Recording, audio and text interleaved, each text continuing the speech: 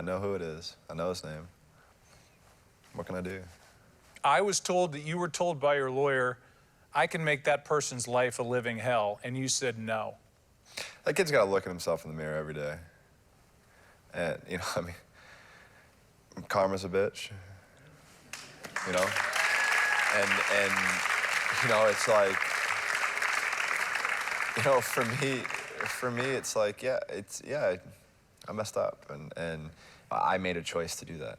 Nobody twisted my arm or did anything or this and that. I put myself in that position. And somebody took a picture. I mean, you know, and you know, the thing for me, it's like, I understand, you know, for me doing what I've done, I've essentially written away privacy. You know, there are certain places where I can be left alone, and you know, that's why my fiance and I, we're homebodies, because we want to be left alone. You know, we want to be able to sit and watch a movie and not have anybody, you know, jump in or here or there. You know, for like, I mean, this morning, like, we went out to a restaurant, and after I ate, people came up and asked for a picture. That's no problem. But while I'm eating, I want to be left alone. You know, so there are certain things in my life that I always have to do, and that's one thing that when we're out in public, that we make sure that if we're eating and we're engaged with one another. Or you know, like I said, I don't leave my house very often. I just want to be. Isn't that a shame, though?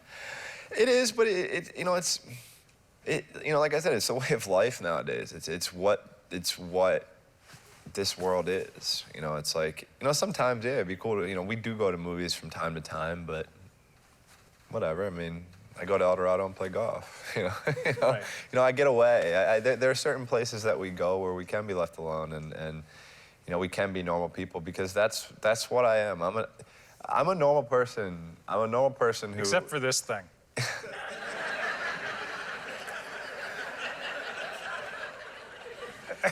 But I'm a normal person just like everybody else in here. I happen to be good at swimming, and I found it at a young age, and I became very passionate about it, and I just chased my goals. That's really it. And sure, that got me to where I am, and you know, it's great, but I'm just like you guys. You know, I like to sleep. I like to go and have a nice meal. I like to watch a movie. Like, I like to eat candy. Like whatever it is. Like, I'm normal. You know, like, and I look at myself that way. It's just, I just found something that I guess I'm decent at.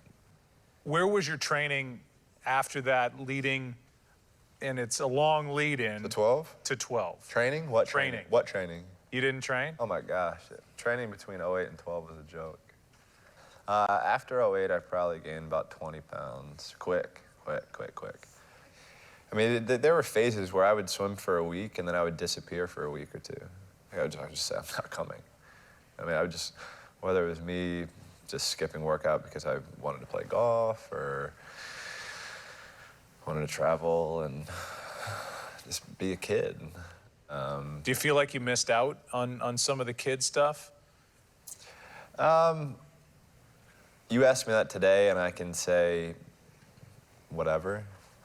You would ask me that probably a year or two ago, I would have said yeah. Because it's just like, the stuff that my friends did as kids were like, I mean, yeah, they did it, and they have different lives than I do. So would I ever trade my life for anything? No. Not even moments in my life, because they've all made me stronger, and they've all made me a better person.